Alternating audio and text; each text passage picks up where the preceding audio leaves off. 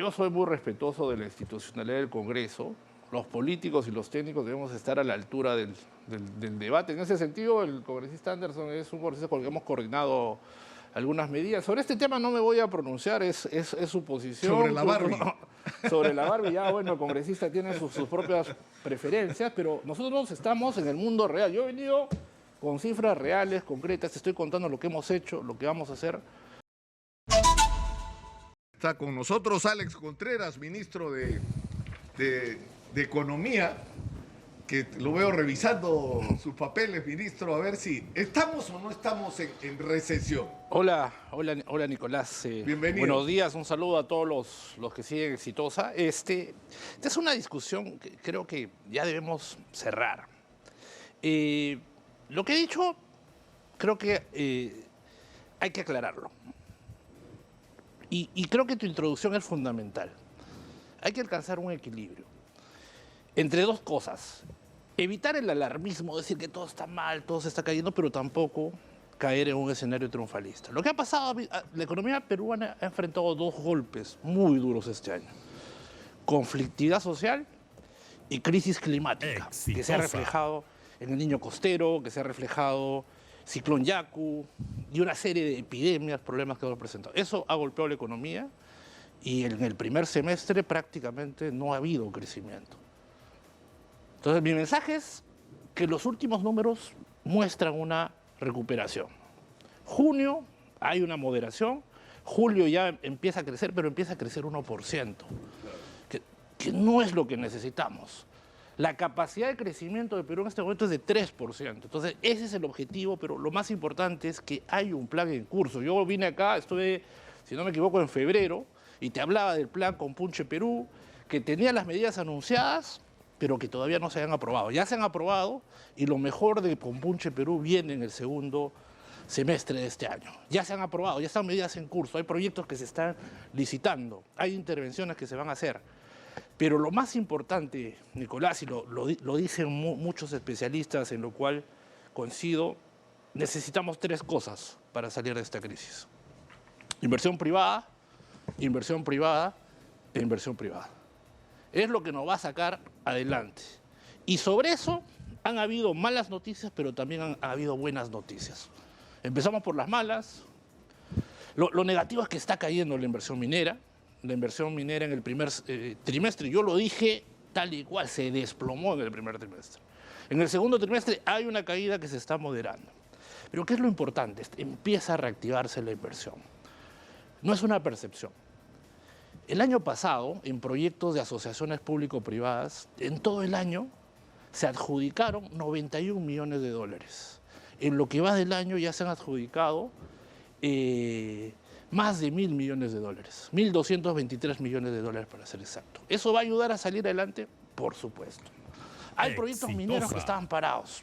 Estaban ahí para una firma, Nicolás. Lo que tú dices sobre el sector público es la radiografía exacta de lo que ha venido pasando en el Perú en las últimas décadas. Demasiada ineficiencia, demasiada corrupción. Y estamos luchando contra eso. Y luchar contra la corriente cuesta, pero estamos poniéndole mucho punche, como es el lema de Perú. Yo sé que esta controversia no es una controversia académica, ¿no es cierto? Sobre si hay recesión o no recesión. El problema es que es como que vas a entrar a una sala de operaciones o tienes que intervenir un paciente y es importante saber si tiene neumonía o si tiene un resfriado severo, ¿no es cierto? Efectivamente. O sea, porque te vas a enfrentar con situaciones distintas. Entonces, si tú defines una situación donde hay, por un lado, un nivel de inflación que preocupa y en el otro lado, una economía que no se activa, entonces esa combinación puede ser incluso aún más grave de lo que ya hablaban hace algunos meses algunos especialistas. Eso, alguna vez pasé por la Universidad del Pacífico, estanflación, ¿no es cierto? Estanflación, efectivamente. Que es una mezcla de inflación y recesión, que sería lo peor que nos puede pasar, sobre todo si se sostiene, ¿no? Sí. Porque es destructivo de la economía. Ahora, el problema es, para empezar, ¿no? ¿Cómo se va a hacer para ganar la confianza de la inversión privada? Porque tú dices, inversión privada por 3 es lo que necesita el Perú. Hay algunos que dicen que no es esa solo la fórmula, se necesita inversión privada, pero además se necesita mucha inversión pública. Por ejemplo, ¿no? Por ejemplo, estábamos hablando con la ministra de vivienda. Y si hacemos lo que hay que hacer en términos de construir 10 viviendas, que es lo que se ha calculado se puede construir ya, si nos ponemos a enfrentar el resolver el déficit de abastecimiento de agua potable y alcantarillado para casi el 10% de la población, si en tercer lugar te pones a trabajar en serio, no pues con 3.000, 4.000 millones de soles al año, el déficit de infraestructura educativa es de 154.000 millones. Entonces tienes que meterle una inyección de billete a la infraestructura educativa. Y estoy hablando solo de infraestructura, no estoy hablando de todos los otros problemas que hay que resolver, ¿no es cierto? O sea, solo eso, que es en gran medida y en gran parte inversión pública, te va a activar la economía, incluyendo la privada, porque te va a arrastrar, o sea, para construir un colegio, para construir viviendas, para hacer todas las obras de saneamiento, lo que vas a hacer es mover la industria de la construcción. Vas a necesitar cemento, ladrillo, fierro, madera, vidrio, vas a generar montones de chamba. Eso es activador de la economía. En lo que va del año, la inversión pública está creciendo 10%, la inversión pública del gobierno nacional está creciendo 33%. Ese es un motor que está arrancando, que podemos acelerar, lo vamos a acelerar el segundo semestre. Hay el compromiso de todos los ministros con la presidenta de ejecutar el 100% del presupuesto, y la próxima semana tenemos reuniones con gobiernos regionales. La semana pasada me reuní con un grupo de funcionarios de municipalidades y hay el compromiso de sacar adelante la inversión pública. Estamos trabajando en el presupuesto y lo que mencionas es fundamental. Y yo tuve una reunión con la ministra Jania la semana pasada y hemos hablado de eso. Queremos darle un impulso a la vivienda social. La brecha total, o sea, el Perú aspira a ser un país del OCDE. La brecha total, o sea, lo que nos falta de inversión son 363.000 millones de soles. Y esa brecha... Claro, es 1.800.000 personas que no tienen una vivienda adecuada. No hay viviendas adecuadas, no hay colegios adecuados, no hay hospitales adecuados, no hay cantidad de personas adecuadas. Pero el problema es que de esto venimos hablando hace años. Y cuando uno va... Yo he ido, por ejemplo, en el tema de educación preguntando a lo largo de estos últimos años las cifras y he visto pasmado cada año cómo en vez de acortarse la brecha de la infraestructura educativa ha crecido de una manera monstruosa. Está creciendo. Cada vez es más grande. Entonces algo está fallando, pues, ministro. Y la pregunta es que uno encuentra dos cosas, ¿no es cierto? Un Ministerio de Economía donde están los satánicos doctores no, que te dicen no a todo, y un sistema de realización de obras absolutamente engorroso. O sea, ¿dónde se ha visto que un expediente técnico demore 2, 3 años? Acá en la puerta yo me encuentro con gente que hace 10 años que están esperando, o 15 por su agua potable, con expedientes completos, estudios terminados.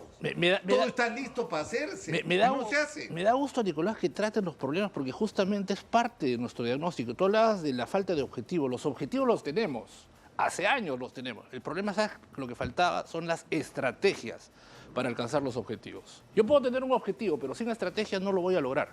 Y este gobierno, yo no estoy hablando de buenos deseos, estoy hablando de medidas concretas. Hemos anunciado en el mensaje presidencial temas puntuales sobre infraestructura que van a ayudar a revertir esa situación. Uno, ya se aprobó la Autoridad Nacional de Infraestructura, pero lo más importante, y es una medida nueva, que no sea, que es la primera experiencia, yo diría, en la región, o de las pocas experiencias en la región. Vamos a crear el primer fideicomiso público y privado de infraestructura. Por lo que tú mencionas, la brecha es muy grande. Si yo voy el presupuesto año a año haciendo el esfuerzo, estirando al máximo las cuentas fiscales, no vamos a revertir la situación. Entonces, estamos apostando por este fideicomiso que va a permitir utilizar capital privado para hacer infraestructura. Y ¿sabes qué es lo más importante? Que empezamos con el MTC.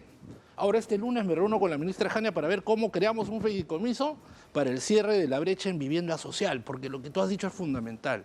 En este momento la gente necesita chamba y el sector que dinamiza la economía... Claro, no es solo un problema que no está resolviendo solo un problema social de darle a la gente una vivienda digna.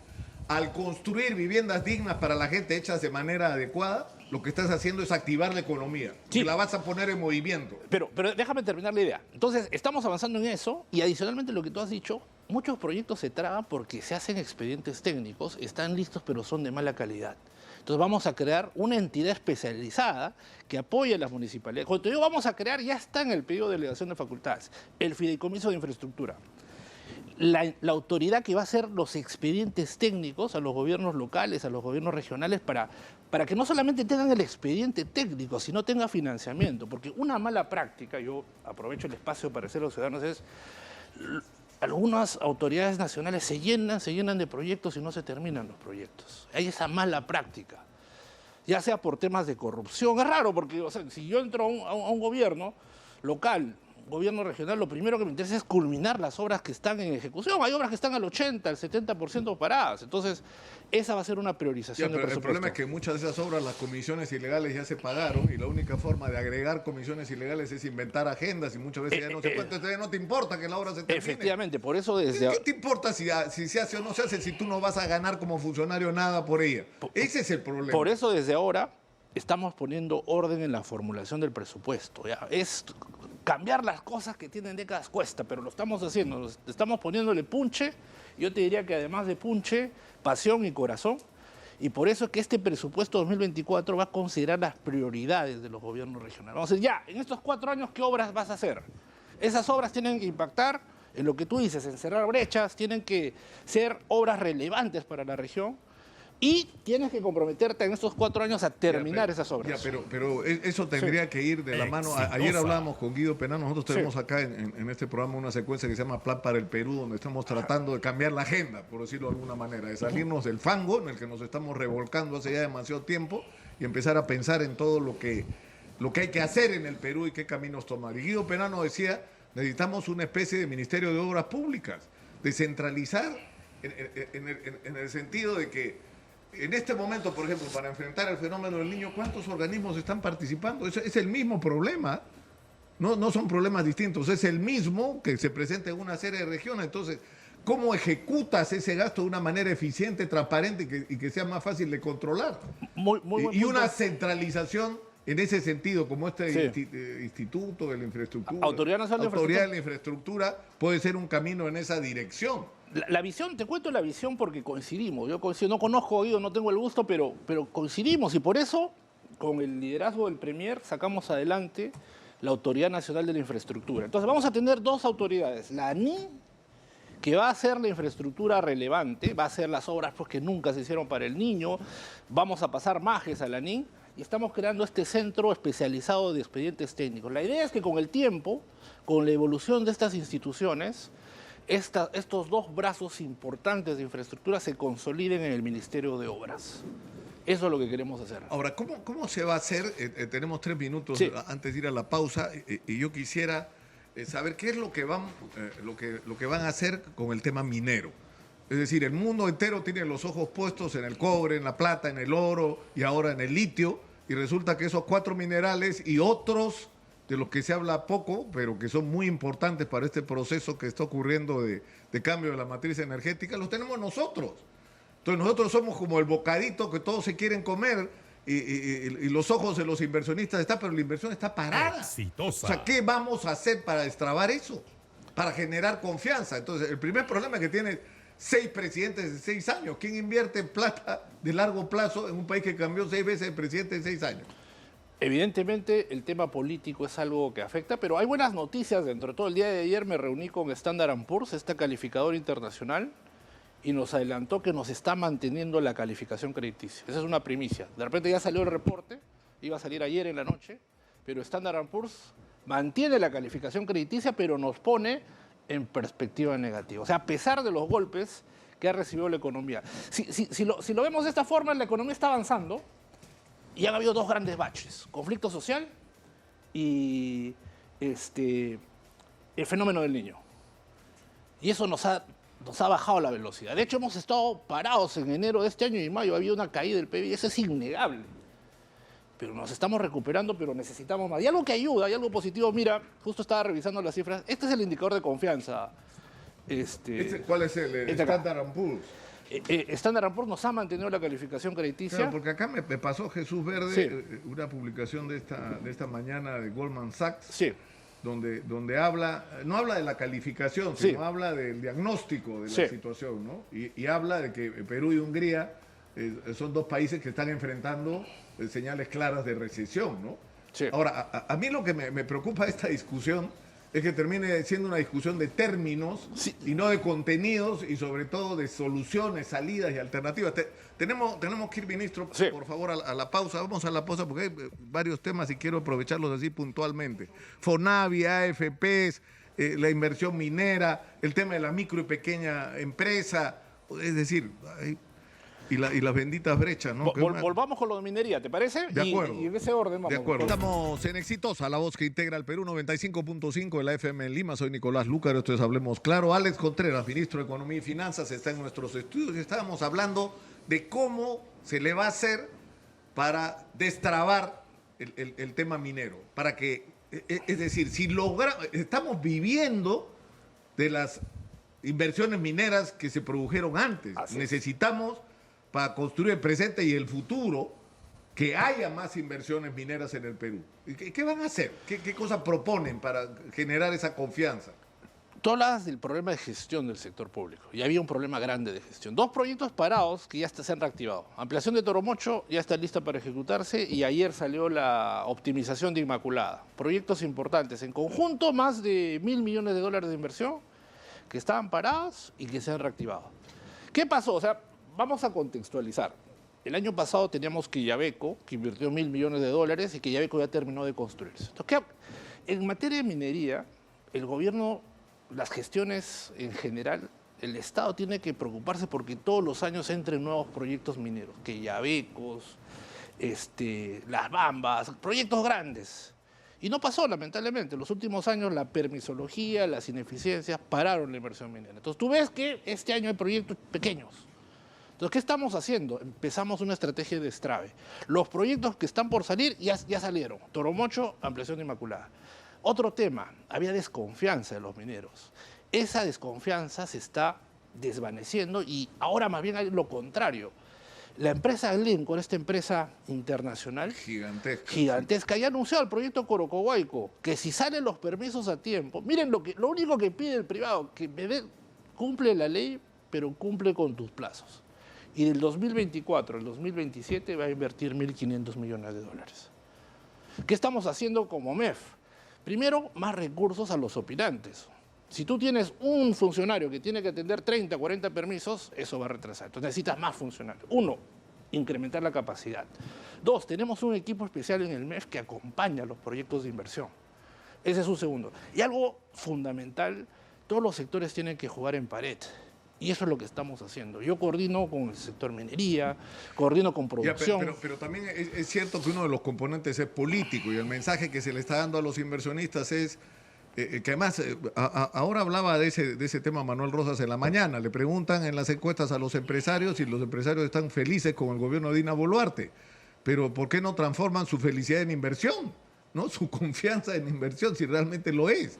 Y eso es lo que no está ocurriendo. Entonces, y eso tiene que ver con un factor político. Entonces, el mensaje que el gobierno está dando es: nos vamos hasta el 2026 y vamos a hacer las cosas que hay que hacer. Y no logras convencer de que eso va a ser posible. Porque es decir, los inversionistas pensaran que eso es posible, ya estarían mojándose y metiendo su plata.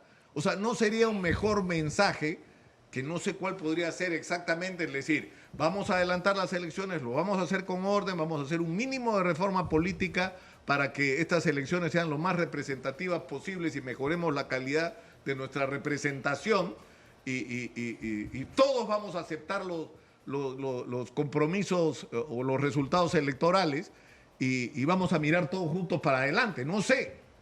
Es decir, porque eso, aunque parezca mentira, un mensaje de este tipo también te puede dar confianza. Es decir, que se va a acabar esta historia de estar discutiendo si el presidente es legítimo o no. Sobre eso, dos reflexiones. 1, en casi todo el mundo, los periodos de elecciones generan incertidumbre. Lo que hacen los inversionistas cuando se acercan las elecciones es dejan de invertir hasta ver quién va a ser el presidente y ver si efectivamente pueden confiar en ese presidente. 1. 2, mi segunda reflexión, el Ejecutivo envió 2 proyectos de ley de adelanto de elecciones. Claro, la pelota está en la cancha del Congreso, mientras tanto hay que gobernar este país Y hay que cumplir los objetivos que tú has mencionado. Necesitamos reactivar la infraestructura, generar trabajo. En este momento hay ciudadanos, hay peruanos que se acuestan con hambre, niños con anemia, niños desnutridos, jóvenes con potencial que no estudian. Por eso la presidenta, en el mensaje que yo tuve justo una conferencia para explicar los detalles, está duplicando, es algo histórico, el número de becas de Beca 18. Este es un programa fantástico que le ha cambiado la vida a mucha gente. La meta es que al 2026 no sean solamente, ahorita son 5.000, el próximo año van a ser 10.000. La meta que se ha anunciado es 30.000, pero estamos buscando la manera de financiar 50.000 becas para estudiantes talentosos que en este momento no pueden estudiar por falta de recursos. Esa es una reforma importantísima. Ahora, hay otros temas porque no es solo el de la minería, donde además se introduce un elemento muy importante y la pregunta es si vamos a seguir exportando piedras o si vamos a negociar con los grandes inversionistas. Por ejemplo, si vienen los chinos que agarran el mineral y se lo llevan al otro lado del mundo, ¿por qué no proponerles, aprovechando los tratados de libre comercio que tenemos con ellos y con montones de países, para decirles, ¿saben qué? No tiene sentido desde el punto de vista económico, desde su propio interés incluso.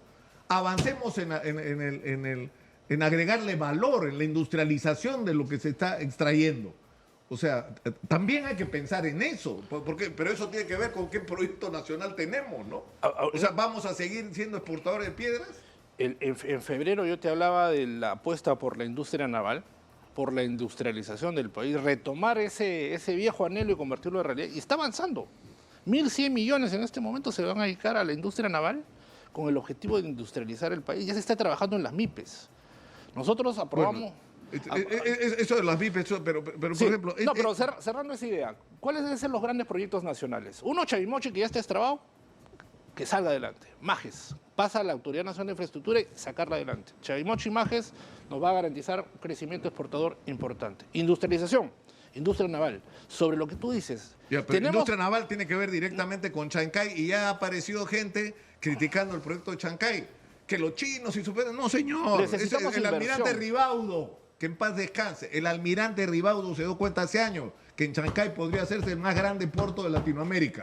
Te cuento, y ese sueño del señor que ya no está acá es el que se está haciendo realidad en una alianza entre los chinos y Volcan. O sea... Si me das tiempo, Nicolás, te puedo contar lo que estamos haciendo por la costa, la sierra y la selva y lo que estamos haciendo por el norte y centro del sur. A veces no da el tiempo para explicar, pero estamos haciendo. Arranquemos por la costa. Hub portuario de la región. El hub, Chancay, Ancón, Callao.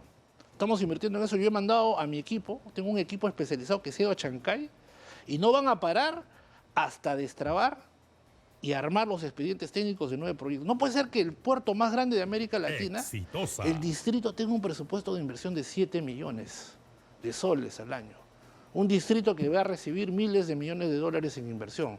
Necesita pistas, veredas, hospitales. Estamos trabajando eso. No, necesita no solo habilitación de todos los servicios, que debería ser lo elemental, sino que además necesita incluirse ahí. No solo se van a plantear problemas de almacenaje, de servicios como lo que ya va a prestar el CIMA de astilleros. El parque industrial de Ancón. Sino un parque industrial, pero a todo meter para... Por eso viene el segundo elemento, es el parque industrial de Ancón, que está parado. Yo escucho desde que está en la uni, cuando pasaba por Ancón a veces de visita, escuchaba del parque industrial de Ancón, pasaba, veías un terreno inmenso, y por fin, a fin de año, se va a adjudicar el parque industrial de Ancón, porque necesitamos ese espacio para justamente lo que dices, almacenar el mayor movimiento que va a haber. Entonces, industria naval, Parque Industrial de Ancón, que lo queremos convertir en una zona económica especial, para que vengan los inversionistas. ¿Por qué no pensar en grande? Que venga Huawei, que venga...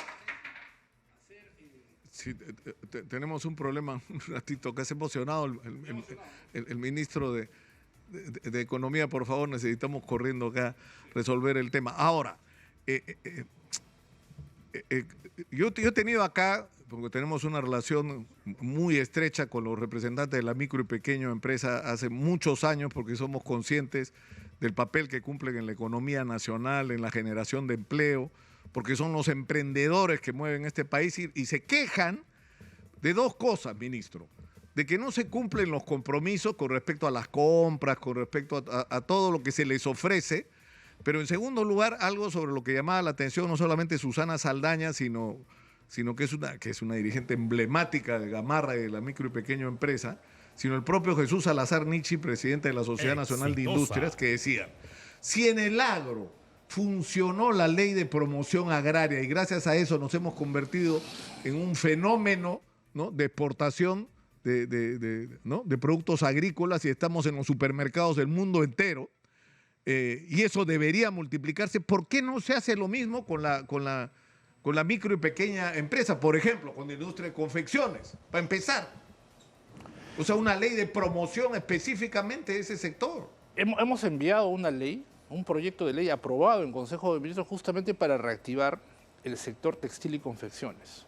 Tanto si inviertes en textil vas a recibir una deducción de impuestos adicional, si contratas en textil y confecciones vas a recibir un beneficio adicional. Estamos trabajando en mejorar ese proyecto de ley y vamos a plantear una serie de mejoras en este segundo claro, porque ellos semestre. dicen, por ejemplo, impulsa a Perú, ¿cómo se llama este proyecto? Impulso claro, Perú. El problema es que ellos dicen, al final, ese billete ha servido para resolver el problema de las entidades financieras y no a los pequeños empresarios. O sea, se cobraron lo que les debían cuando el problema no era ese. El problema es cómo tener recursos para activar la actividad, ¿no? No, por eso agradezco la invitación. Para reactivar la chamba. Por eso agradezco la invitación. Impulso Mi Perú era un programa de 2.000 millones, lo hemos ampliado a 3.000 millones. El 40% está yendo a consolidación de deudas y el 60% está financiando capital de trabajo y adquisición de activos fijos. Entonces, no es cierto que todo esté yendo a consolidación de deudas. Si una MIPE está ahogada por deudas, le ayuda justamente poder refinanciar su crédito a una tasa más baja y eso es lo que estamos haciendo. Tampoco negamos esa facilidad. Entonces es un programa que está funcionando, y yo lo he dicho y lo reafirmo en tu programa, Nicolás, porque hay muchos emprendedores que nos están escuchando. De esos 3.000 millones, ya 2.000 ya se han colocado. Exitosa. Y de esos 2.000 millones colocados, ya falta desembolsar, 500 ya se han desembolsado. Y de esos 500 millones, el 28% ha ido a Puno. Como 17% ha ido a Lima y 7% ha ido a Piura. Impulso Perú está financiando la reactivación de Puno, Lima y Piura, que son zonas que han sido afectadas por lo que hemos visto este año. Y si completamos los 3.000, Nicolás, lo elevamos a 4.000. Queremos que se reactive la MIPE, por eso que en el discurso presidencial hay la idea potente de acelerar las compras a las MIPES, de ejecutar, de hacer que un paquete de compras importantes, son 550 millones de compras. Pero para eso se necesita articular de una manera más eficiente lo que está ocurriendo, para que no te pase que al final, para las compras del Estado, entra cualquiera de proveedor, compran en realidad tercerizadores o intermediarios, que muchas veces ni siquiera le compran a la micro y pequeña empresa peruana, importan, ¿no? Y termina en una perversión total cuando el gasto en muebles, el gasto en confecciones que el Estado adquiere, ¿no es cierto? Si se hace de una manera ordenada hacia la pequeña empresa, micro y pequeña empresa, puede ser un estimulante extraordinario, ¿no? Una garantía de estabilidad para este sector. Sin duda, el primer paso ya lo hemos dado, hay un plan en marcha, hay un paquete que está apoyando a las MIPES, ya se anunciaron compras públicas, el siguiente paso es ese, corregir la deficiencia de los programas. El primer impulso, Nicolás, tiene que ser recursos. Si no se asignan recursos, estamos hablando, no estamos hablando en serio. Entonces ya hay recursos, ya hay la política, y lo siguiente es eso, sentarnos los responsables. Yo el lunes, te cuento, Nicolás, tengo una reunión, me han dicho mi jefe de prensa que hay 400 empresarios ya inscritos. Exitosa. Y mi rol es ese, yo quiero que se invierta más, esa es mi preocupación permanente, que se genere trabajo, que los niños coman bien. Vamos a asignar un presupuesto histórico a los programas sociales. Ayer cerré el presupuesto, la versión preliminar con el Ministerio de Ambiente, Mujer con el MIDIS. Esperamos cerrar la versión lo más pronto posible para que se apruebe en Consejo de Ministros y se pueda elevar al Congreso. Ahora, va a haber la reunión del Acuerdo Nacional, sí, ¿no es cierto? Ahora, más allá, y no hay que ser brujo para prever que el primer punto de agenda que va a plantear parte importante de los asistentes es el adelanto de elecciones. Pero lo que sí sería extraordinario, considerando la situación en la que estamos, es que de esa reunión que va a ser representativa de diferentes sectores políticos y sociales del país, salga un mensaje de confianza hacia los inversionistas. Es decir, tenemos problemas, por supuesto que los tenemos, lo vamos a resolver y lo vamos a resolver bien y pueden venir al Perú con confianza porque nada de lo que pase en el Perú va a afectar los compromisos que adquiramos o que estamos adquiriendo. O sea, ese es el mensaje que hay que enviar hacia afuera. Ese es el mensaje que estamos haciendo el esfuerzo de enviar en esta gestión. En septiembre nos toca salir a una gira internacional justamente a seguir promocionando el Perú, a que vengan los inversionistas, a que regrese la inversión en realidad, porque el Perú es un país que atrae inversión, hay confianza. Eso es lo importante que hay que olvidar. Primero, ser realistas. Ha habido un mal primer semestre. Eso no lo podemos negar, nadie lo niega. Yo he publicado los números, incluso la proyección de junio y julio, algo que nunca se hacía, lo estamos haciendo. Entonces tenemos que partir por diagnósticos realistas. 1. 2, reconocer que hay 2 problemas centrales. La eficiencia del Estado, tenemos muchas cosas que estamos haciendo, y a promover la inversión privada. Como te mostraba en el break, la inversión, la confianza está mejorando. Pero necesitamos repuntar la confianza. Entonces, ¿y eso qué implica? Conexión, juntarnos con gremios, pequeña, mediana, larga empresa, mostrar los resultados. Y ahí vamos a hacer el esfuerzo comunicacional de seguir llegando a todos y a todas. Este es un gobierno que está trabajando, que tiene objetivos, que tiene estrategias para alcanzar esos objetivos, pero necesitamos, lo que te he dicho, el consenso de todos, definir. Ahora hay temas que resultan perturbadores. Por ejemplo, hemos estado siguiendo acá en Exitosa durante semanas el conflicto del mercado mayorista de Lima, que es una situación absurda. Es decir, el mercado mayorista, como es un mercado municipal, debería tener servicios más baratos que un mercado privado. De eso se trata, ¿no es cierto? Porque ahí el objetivo no es la utilidad, el objetivo es dar un servicio eficiente de calidad para garantizar mejores precios finalmente para el consumidor por un lado y para el agricultor por el otro, ¿no es cierto? Para el proveedor. Y resulta que están encareciendo tanto los servicios que han llevado a una situación que va a provocar que está provocando una paralización. Y eso va a impactar. O sea, no solamente en el impacto que va a tener en la economía de la gente, ¿no? De los agricultores que van a dejar de recibir ingresos y de las amas de casa que van a pagar el pato con las alzas de precios o con el desabastecimiento incluso de algunos productos. Pero además eso crea un tema de imagen de confianza. Pero eso depende de quién, de la Municipalidad de Lima, y no hay manera que ustedes intervengan ahí de alguna forma como gobierno. Legalmente no hay manera, pero lo que sí vamos a hacer, y eso lo he conversado con el ministro de la Producción y la ministra de Agricultura, es evitar que se genere una situación de desabastecimiento. Hay un nivel de autonomía, no está dentro de las competencias, quisiéramos tener la competencia, pero vamos a hacer el esfuerzo para que esto no se traduzca en un alza de precios. La inflación está bajando. La inflación es el impuesto a los más vulnerables porque te reduce el poder de compra. Felizmente ya está bajando, está en un nivel casi 2 puntos menos de lo que estaba el mes anterior. Y eso nos da espacio también, Nicolás. Yo lo anuncié esta semana, vamos a lanzar un crédito suplementario. Lo que tú has dicho es tenemos que seguir apostando por la inversión pública, recuperar la confianza. Son varios frentes en los que estamos. Ahora, hay temas puntuales. Fonavi, ¿qué va a pasar con Fonavi? Mira, yo sé que hay muchos fonavistas, familiares de fonavistas que que me deben estar escuchando. Ya, yo acá yo quiero ser absolutamente claro y he compartido mi preocupación con el Congreso. Porque se habla de que el MEF no estaría de acuerdo. El MEF está de acuerdo en que se le devuelva la plata a los fonavistas. Pero toda, ¿no? O sea, porque, es decir, lo que ocurrió en determinado momento es que a ti te descontaban de tu sueldo, de tus ingresos, una parte para tu vivienda, pero al empresario también. Y el empresario entregaba ese dinero para el trabajador. Y ahora resulta que ese dinero no se suma, y entonces ese dinero se perdió. Yo no quiero volver al pasado, porque esa es una discusión que ha tenido creo que más de una década. Ya el Tribunal Constitucional resolvió. Ya hay una deuda por pagar, hay 6.000 millones, esa es la deuda que se tiene con los fonavistas. Y no, era 40.000, ¿no? 40.000, pero luego al final pasó lo que pasó, el Tribunal Constitucional, un organismo autónomo digamos, y esos 6.000, ¿por qué no se les paga? Ya, de esos 6.000, en este momento Fonavi tiene en cash, liquidez pura y dura, 2.000 millones. ¿Por qué no se les paga? Hay un error en la ley. O mejor dicho, hay una irrealidad en la ley, si cabe el término.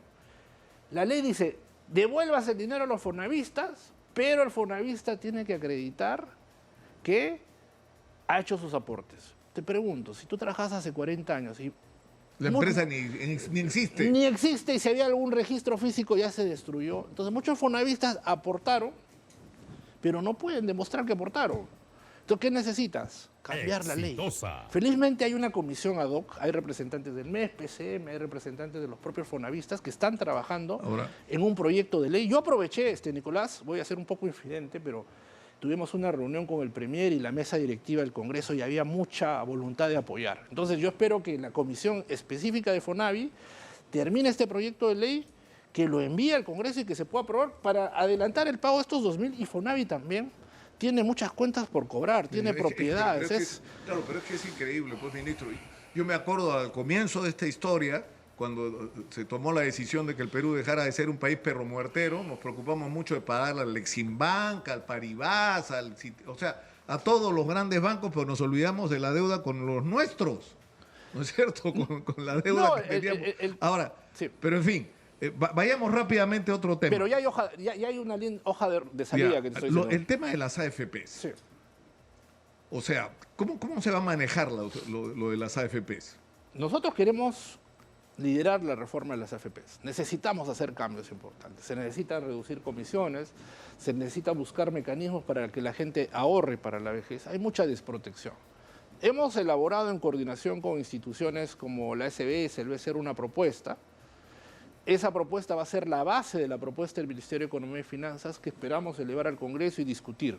¿Pero esto qué es? ¿Una reforma integral del sistema de pensiones? Es una reforma integral, con un pilar solidario que busca atender a los más necesitados, con incentivos al ahorro. Es una medida, es una reforma que ha tomado tiempo, pero que necesitamos pensando en el futuro. Y pensando en el futuro también, aprovecho este espacio, Nicolás, estamos haciendo muchas cosas y concretas. Ya salió Punchi, ya está todo aprobado en curso, nuevas medidas estoy anunciando. Impulso Mi Perú, se han colocado 2.000 de 3.000 millones. Ya la presidenta ha anunciado, ya ha pedido delegación de facultades para la autoridad de infraestructura. Bueno, tú sabes lo que dijo ayer Carlos Anderson acá, ¿no? Sí. Que es, aparte de todo.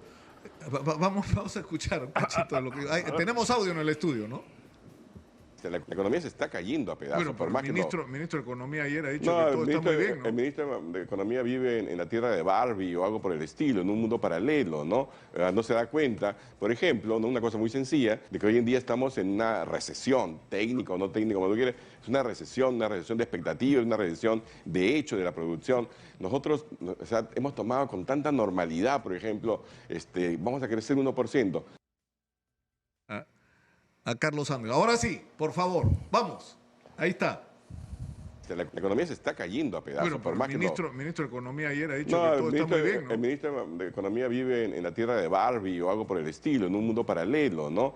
No se da cuenta, por ejemplo, ¿no? Una cosa muy sencilla, de que hoy en día estamos en una recesión, técnica o no técnica, como tú quieres. Es una recesión de expectativas, una recesión de hecho de la producción. Nosotros... Que Carlos Anderson ha visto Barbie, eso está claro, que lo estuve fastidiando cuando se iba. Y lo segundo es que es muy severo, ¿no? En su juicio sobre el desempeño del ministerio. Yo soy muy respetuoso de la institucionalidad del Congreso. Los políticos y los técnicos debemos estar a la altura del debate. En ese sentido, el congresista Anderson es un congresista con el que hemos coordinado algunas medidas. Sobre este tema no me voy a pronunciar, es su posición. Sobre la Barbie.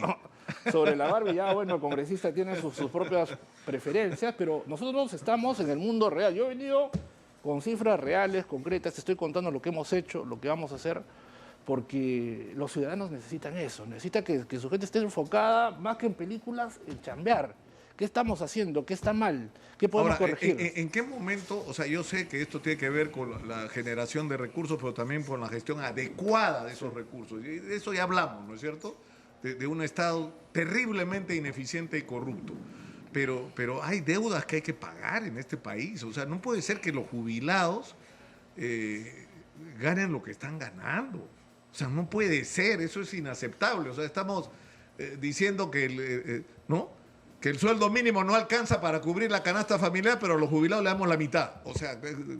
Sin dudas, hay que hacer cambios estructurales. Muchos de esos cambios generan un costo fiscal, pero la única forma, la única manera de hacer que el Estado tenga una mayor capacidad de gasto es generando más crecimiento. Entonces tenemos que salir de este momento retador y empezar a lo que tú has dicho. Primero, volver a crecer a 3 y luego Ministro, trabajar en las grandes ya, reformas para apuntalar el le voy a crecimiento. pedir un favor al ministro Sí, de Economía, con mucho que gusto, nos regale Nicolás. unos minutos más, por favor. Yo Ya. sé que está ocupado, que tiene Justo la agenda al tope. Justo me está llamando la ministra de Ambiente. Claro, pero, tengo una- ya, pero o sea, hay un asunto que es Sí. importante, que no solamente es Sí. necesario que los ministros se reúnan. O sea, por ejemplo, ayer estuvo Jania Pérez de Cuellar Sí. y habló muy claro de las cosas, porque ella habla así ¿no? Sin tapujos de las cosas tal como a ella le parece que son. Y yo creo que eso es bueno, porque lo que necesitamos no es que los ministros se reúnan con los congresistas, necesitamos que estén en contacto con la gente. así es, y por eso me Y voy a tratamos quedar un nosotros de rato más. interpretar los interrogantes y las Sí. preocupaciones de la gente. Por eso, regálanos unos minutos, nos vamos a la pausa. No, con mucho gusto, Regresamos con el Nicolás. ministro. Estamos en Exitosa, la voz que integra el Perú, 95.5 de la FM en Lima. Soy Nicolás Lúcar, esto es Hablemos Claro. Está en nuestros estudios Alex Contreras, ministro de Economía y Finanzas. Y yo tenía una pregunta como paraguas con respecto a lo que estamos viviendo. Es decir, lo que se ha hecho en términos económicos en el Perú ha funcionado porque ha generado, o sea, bueno, yo creo que hay que ya voltear la página sobre si Fujimorismo sí, Fujimorismo no. Fujimori tuvo un papel en la historia, hizo algunas cosas bien, otras las hizo mal, otras las hizo pésimas. Ya. Pero el tema es el siguiente.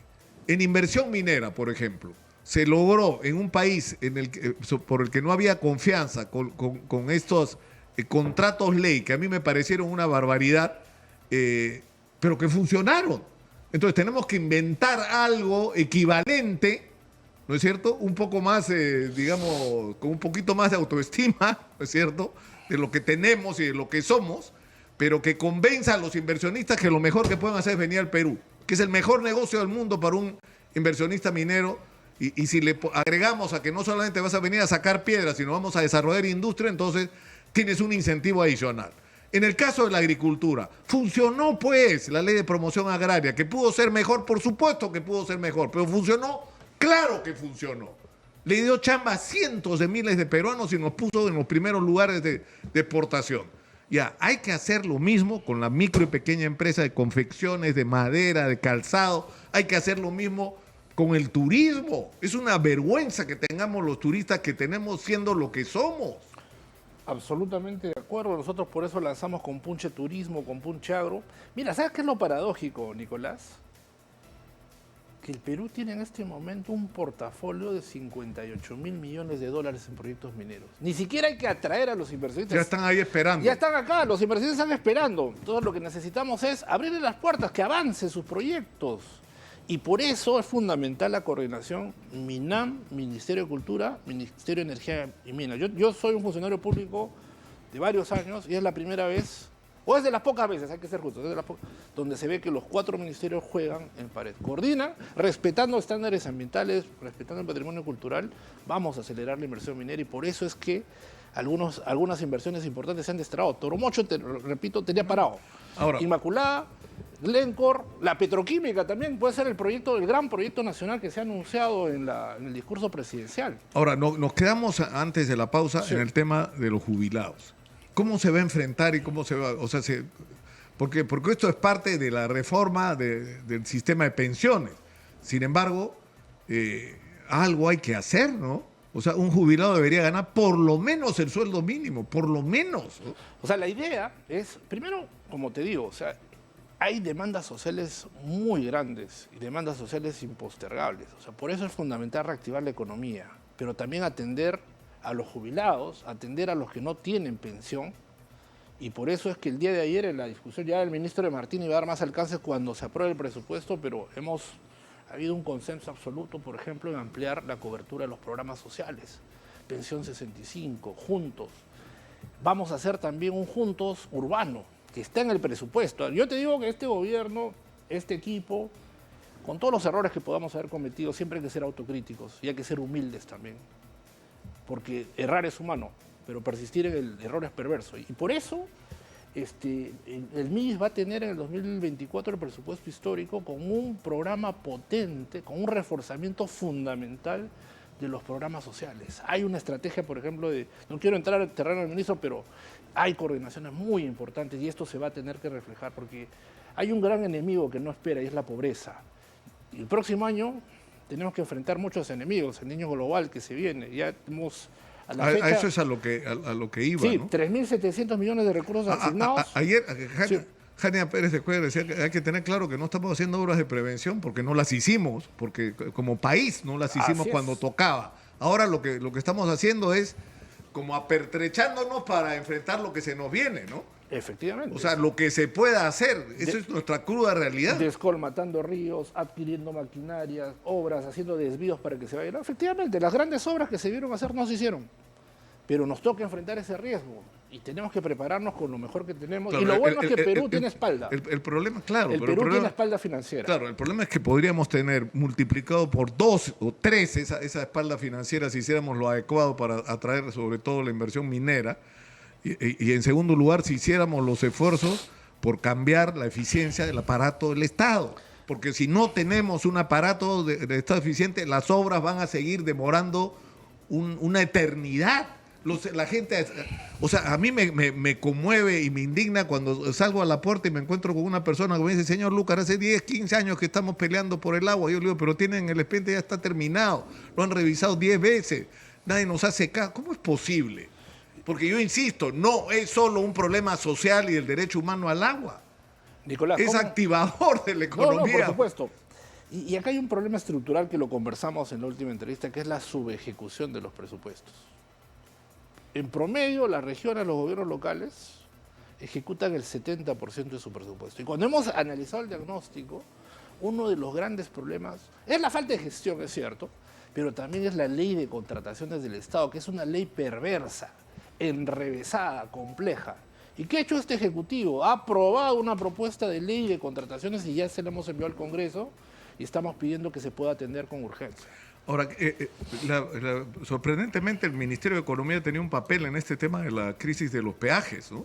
De la Municipalidad de Lima con las concesionarias, ¿no? Sobre ese punto yo he sido enfático. O sea, el marco jurídico se tiene que respetar. Eso es evidente. Es lo que es la señal más clara que puedes darle al inversionista internacional. Darle la seguridad que va a invertir con la tranquilidad de que esa inversión no se va a ver afectado por temas políticos.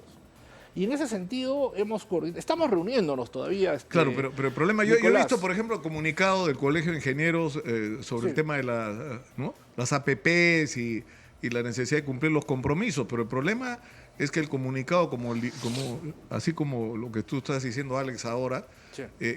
o sea, tú no puedes ignorar primero que había corrupción, o sea, que se coimearon a 2 alcaldes para quitar a la municipalidad su principal fuente de ingresos, número 1. Y lo segundo es que la calidad de esos contratos son inadmisibles, pues, ¿no? O sea, has hecho un contrato donde o sea, es groseramente en perjuicio de la municipalidad y a favor de la empresa. Así tampoco son las cosas.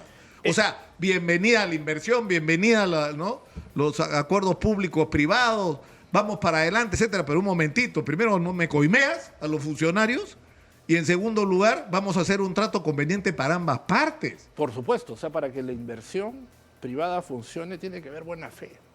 De ambos, si no, no funciona, pero el Ministerio de Economía no se pronuncia sobre estos temas. Eso lo tiene que definir el Poder Judicial. Entonces, si han habido cosas, que sancionen a los culpables y que se respete el marco institucional. Pero te cuento, no puedo dar muchos detalles de ese tema. Hemos tenido algunas reuniones con el concesionario, con el alcalde, y la idea es, como mes particular, buscar una solución dentro del marco legal. Hay maneras como salir de ese contrato. Claro, pero por eso. Pero eso implica el esfuerzo de todos. Porque pero lo que a la gente le resulta absurdo es que Susana Villarán está con un pie en la cárcel, ¿no es cierto?, por una sentencia por corrupción. ¿Por qué? Por el contrato del peaje. Y el contrato del peaje, ahí bien, gracias. No puede ser. Y encima el contrato es pésimo. Pésimo desde el punto de vista digamos, de la eficiencia de la contratación. Es un problema que está ahorita justamente con una medida cautelar. Hay un tribunal que tiene que pronunciarse al respecto. O sea, a lo que voy, yo no puedo emitir ni adelantar opinión al respecto, pero lo que tú has dicho es evidente. No puede funcionar bien la inversión si hay corrupción. Pero se tiene que respetar el marco jurídico y se tiene que esperar la decisión. O sea, pueden haber indicios, pero tenemos que esperar. Un país responsable espera las decisiones. Ustedes han hablado con Rafael López Aliaga, ¿no? ¿Ustedes consideran que ha sido contraproducente en 2 sentidos? Que creó una expectativa en la gente, que lo de los peajes se acababa ahorita, Y en segundo lugar, generó un conflicto de estas características. ¿Ustedes creen que fue un error? El alcalde, mira, yo no voy a hablar del pasado, el alcalde ha mostrado mucha apertura a resolver este problema en el marco de la ley, ¿no? Del respeto a los contratos, al marco jurídico. Eso es algo que yo saludo y espero que se pueda llegar a una solución. Y como mes vamos a intermediar, pero o sea, como lo he dicho, en dos cosas. La señal es mala. Si esto se resuelve de una manera fuera del marco de la ley, es una pésima señal para la inversión. ¿A qué está apelando el MES? Porque el MES yo puedo decir, puedo comentar, pero también el MES cumple un rol de articulación. Y yo me he reunido ayer 2 veces con el concesionario y con el alcalde en la mañana en andar, estamos buscando. Ayer. Hoy día creo que también hay otra reunión. Y que se respeten los contratos. O sea, hay cláusulas de salida. Estos contratos tienen cláusulas de salida. Había una cláusula de salida unilateral que ha sido justamente detenida por esta medida cautelar, pero también o sea, hay una posibilidad que es una cláusula, una salida por mutuo acuerdo, llegar a un punto intermedio. ¿Sabes qué? Esta es mi preocupación, esta es la mía, lleguemos a un punto intermedio que nos deje satisfechos ambos, porque hay una presión Gino social. Michelini, que es uno de los que más estudió el tema de los peajes, decía que así tuviéramos que pagarle una compensación a estas concesionarias, para la Municipalidad de Lima era el negocio del mundo, porque la cantidad de plata que producen esos peajes es extraordinaria. Y en segundo lugar, se los vamos a cobrar después cuando vengan las sentencias y tenga que pagar las reparaciones civiles, porque son parte del proceso de estas empresas. Pero en fin. Ahora, ¿qué va a pasar con el sueldo mínimo? Lo ha dicho la presidenta del mensaje presidencial. Exitosa. Lo más importante es que se ha restablecido el diálogo. Sin diálogo no puede haber ninguna decisión. Entonces, ¿qué tiene que pasar? Reunirse empresarios, trabajadores y determinar cuándo es el mejor momento para hacer el ajuste en el sueldo mínimo y de cuánto sería, ¿no? Y esto es una negociación, porque como lo hemos discutido, ha sido un primer semestre complejo para la economía. Caída del PBI en enero, en mayo, hay muchas empresas que están golpeadas por eso, entonces un aumento del mínimo puede impactar en estas empresas, pero también los trabajadores han perdido poder adquisitivo. Entonces hay dos fuerzas con argumentos de ambos lados. Entonces la única forma, Nicolás, es el diálogo, y como mes vamos a apoyar al Ministerio de Trabajo con todo lo que sea la posición técnica. Ahora, pero el tema todavía no está en la agenda en el ministerio, en el gabinete en este momento.